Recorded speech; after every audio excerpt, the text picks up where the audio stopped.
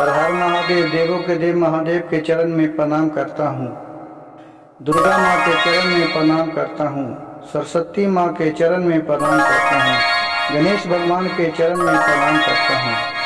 गुरु भाई गुरु बहनों के चरणों में प्रणाम करता हूँ। गुरु भाई गुरु बहन, एक गांव में एक किसान रहते थे। उसका एक बच्ची थी। उसकी माँ छोटी गो में ही मर गई थी। फिर वो किसान दूसरी शादी करी, जिससे भी एक बच्चे हुए। पहली वाली पत्नी के बच्ची थी, उसका नाम था गीता, और जो दूसरी वाली के थी उसका नाम थी सुनीता। दोनों बहन बहुत ही प्यार से और साथ में रहती थी। गीता किसी भी तरह के अपने छोटी बहन को दुख नहीं देखना चाहती थी। कोई भी काम धाम पूरा अच्छा तरह उसको नहीं करने देती थी और अपने कर लेती थी। कुछ दिन के बाद पिता भी उनको देहांत हो गए। अब उसकी सौतेली माँ बच गई और वो दोनों बहन। सौतेली माँ के मन में बहुत खोट होने लगा कि क्यों न इसका सारी संपत्ति हम हड़प के अपने बेटी के हिस्से कर दूं। वो बहुत ही अपने जो सौतेली बेटी गीता थी उसको उल्लू ढन करने लगी। एक दिन के बाद हुआ कि उसकी माँ बोली आज तक कि गीता तू मेरे लिए आज खीर बना देना।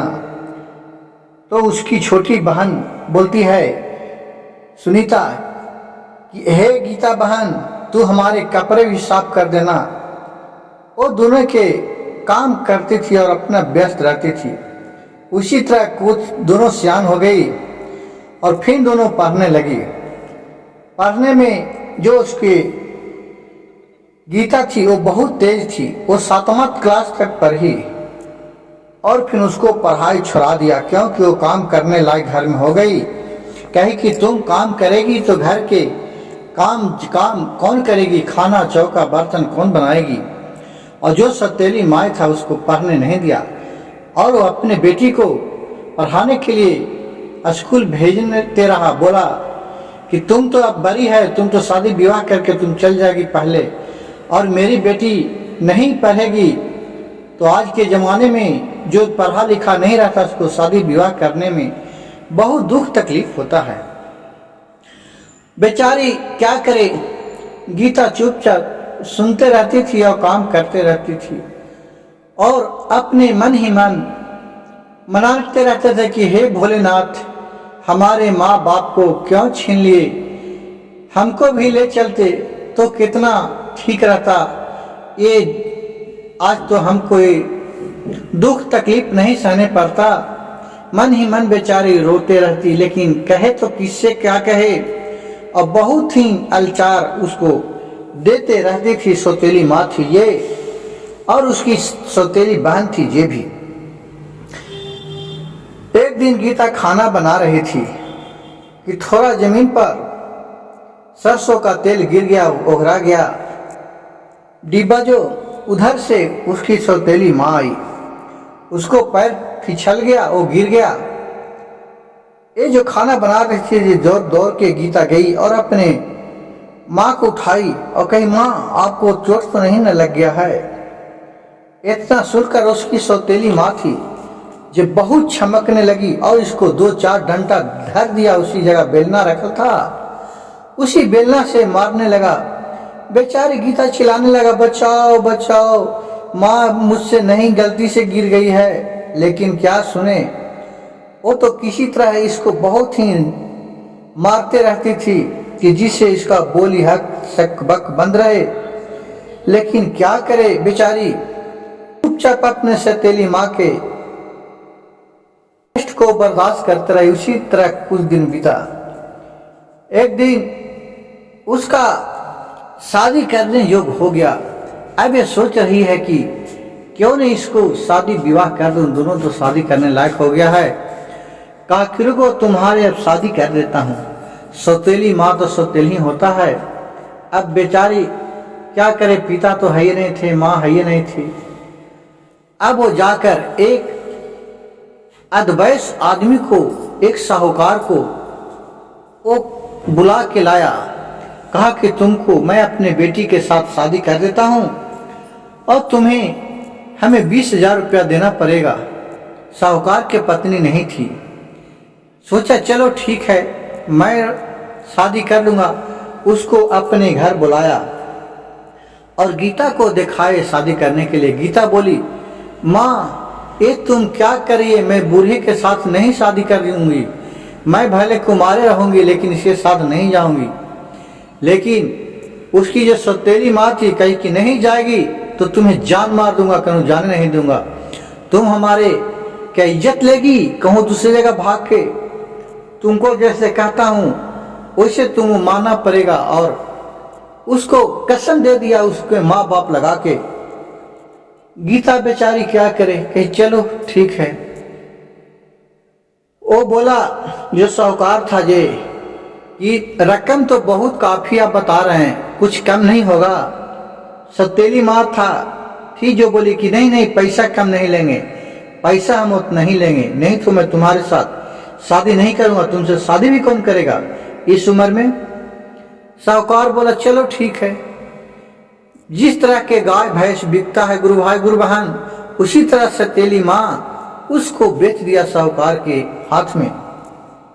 जबरन उसको विदागी कर दिया। अब बेचारी क्या करे, उसके घर चली गई। जब वो रात हुआ तो उससे जबरदस्ती करने लगा उस साहूकार। उसने फिर क्या किया कि ये नहीं चाहती थी कि ये हमारे बाप दाखिल है, इससे मैं कैसे घर बसाऊंगा। फिर दोनों में हाथापाई होने लगा। एक बेलना उसी जगह रखा था, उस बेलने से मार दिया साहूकार के, उसको सर फट गया। फिर साहूकार बाप बाप करके गिर गया और फिर उठा, फिर इससे जबरदस्ती करने लगा।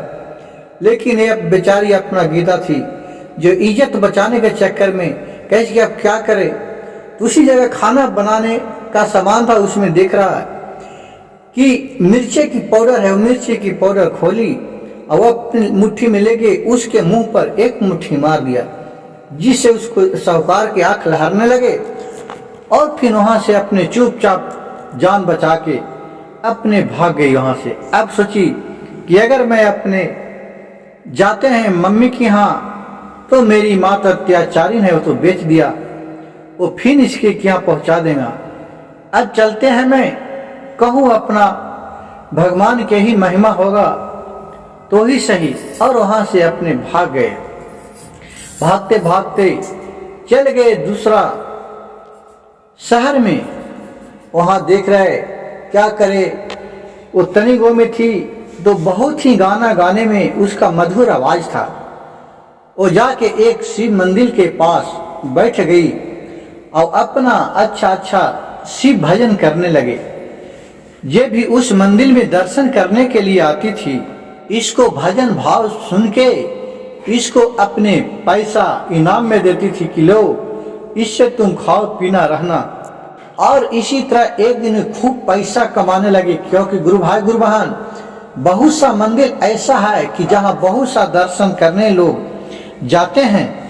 उसी शिव मंदिर के दरवाजे पर जाके गीता थी अपना रोज भजन और कीर्तन अपने करते रहती थी। दरवाजा पर बैठ के किसी से भी भीख नहीं मांगती थी, सीधा भगवान के शिव भगवान के नाम लेके और अपना अच्छा भजन गाने लगी। देखिए गुरु भाई गुरु बहन, इनका नसीब सब भगवान के लीला कब क्या कर देते हैं इसका कोई नहीं जानता है। एक दिन वहां घूम रहा था एक फिल्मी दुनिया वाला एक आदमी मैनेजर। वहां उसी मंदिर में दर्शन करने के लिए वो भी गया। अपना कार लगाया, दरवाजा पर दर्शन करके आ रहा तो देख रहा है कि वहां भीड़ क्या चीज के लगल है। वहां गया तो उस लड़की को देख रहा है कि बहुत सुंदर रेख में गाना गा रही है, भगवान को भजन कर रही है। उसको बहुत ही उसका गाना पसंद आया। बोला बेटी तुम मेरे साथ चलेगी, मैं फिल्मी दुनिया का डायरेक्टर हूँ, मैं अपने के यहाँ तुम्हें जॉब दूंगा।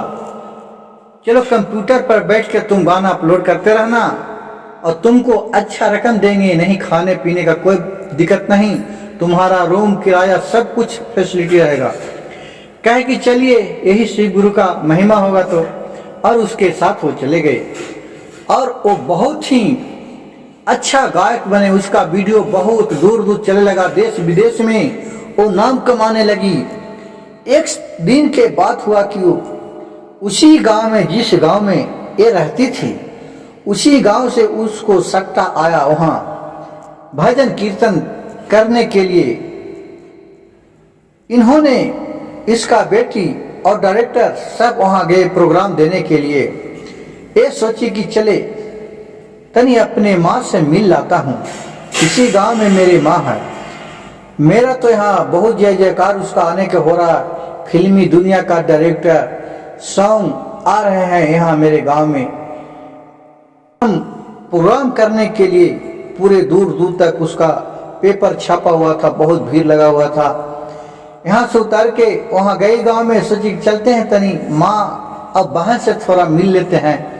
मैं देखते हैं उन लोग क्या है। डर से वो जाना नहीं चाहती थी, एक मन करता था कि नहीं जाऊं, लेकिन सोची क्या है, चलते हैं एक बार देख लाते हैं।